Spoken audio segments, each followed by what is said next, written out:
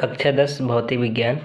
आज हम पढ़ेंगे परावर्तन का नियम, जो कि बहुत ही इम्पोर्टेंट टॉपिक है बोर्ड के पेपर की दृष्टि से। यह बोर्ड के पेपर में हमेशा पूछा जाता है कि प्रकाश के परावर्तन का नियम क्या होता है। तो चलिए हम आज स्टार्ट करते हैं इस टॉपिक को कि प्रकाश का परावर्तन सबसे पहले होता क्या है। तो प्रकाश का परावर्तन देखिए क्या होता है कि जब कोई प्रकाश किरण एक समांग माध्यम से दूसरे माध्यम के पृष्ठ से आकर के टकराती है और टकराने के बाद पुनः उसी माध्यम में वापस लौट जाती है, इस घटना को हम क्या कहते हैं? प्रकाश के परावर्तन कहते हैं। ठीक है, तो चलिए इस बात को हम लिखते हैं।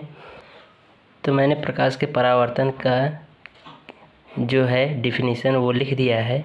देखिए इसमें क्या है कि जब प्रकाश की किरण एक समांग माध्यम से होकर दूसरे माध्यम के पृष्ठ से टकराकर वापस उसी माध्यम में लौट जाती है, तो इस घटना को हम कहते हैं प्रकाश का परावर्तन। ठीक है, तो ये हो गया हमारा प्रकाश के परावर्तन का परिभाषा, कि यानी कि जब कि प्रकाश की किरण एक समांग माध्यम से होकर दूसरे माध्यम के पृष्ठ पर टकराती है तो वापस उसी माध्यम में लौट जाती है, तो इस घटना को हम क्या कहते हैं? प्रकाश का परावर्तन। तो चलिए अब हम पढ़ते हैं प्रकाश के परावर्तन का नियम।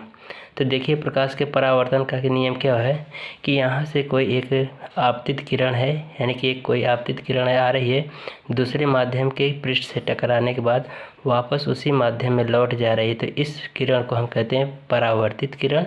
और ये जो आती हुई प्रतीत हो रही है इसको हम कहते हैं आपतित किरण। तो इनके बीच में कितने अंश का कोण बन रहा है, तो उस कोण को डिफाइन करने के लिए हमने क्या किया, एक अभिलंब डाल दिया। तो देख रहे हैं कि जो अभिलंब और आपतित किरण के बीच में बना कोण क्या है, हमारा आई है। और दूसरा कोण देखिए आपतित, ये क्या नाम, परावर्तित किरण और अभिलंब के बीच में बना कोण क्या है, हमारा आर है। तो ये क्या हो जाएगा, तो यहाँ पर देख रहे हो कि इसका पहला नियम हो जाएगा कि आपतित किरण, परावर्तित किरण तथा अभिलंब तीनों एक ही बिंदु पर होते हैं। दूसरा क्या होगा, जितना ये आपतित किरण हो, जितना आपतन कोण होगा उतना ही परावर्तन कोण होगा। यानी अभिलंब और आपतित किरण के बीच में बना कोण परावर्तन कोण होता है, अपवर्तन कोण होता है। और अभिलंब तथा परावर्तित किरण के बीच में बना कोण परावर्तन कोण कहलाता है। ठीक है, तो चलिए इसको लिखते हैं। पहला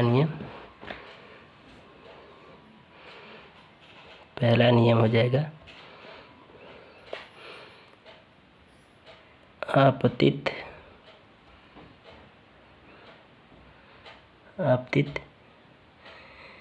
किरण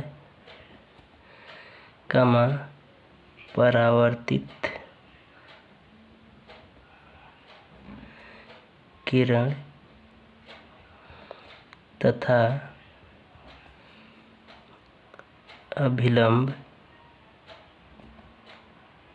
अभिलंब तीनों एक ही बिंदु पर होते हैं।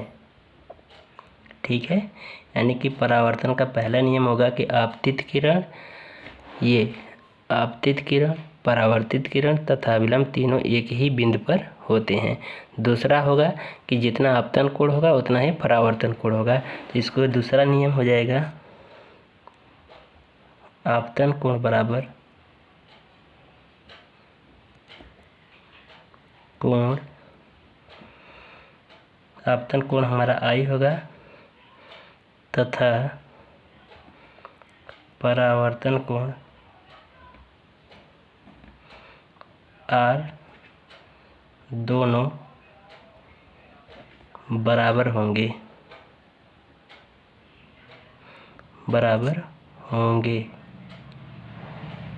तो इसको हम लिख सकते हैं आपतन कोण आई बराबर परावर्तन कोण आर। यही हमारा परावर्तन का दूसरा नियम कहलाएगा। ठीक है, तो वीडियो पसंद आए तो लाइक, शेयर और कमेंट ज़रूर करके बताइएगा कि हमारी आपको वीडियो कैसी लगी। धन्यवाद।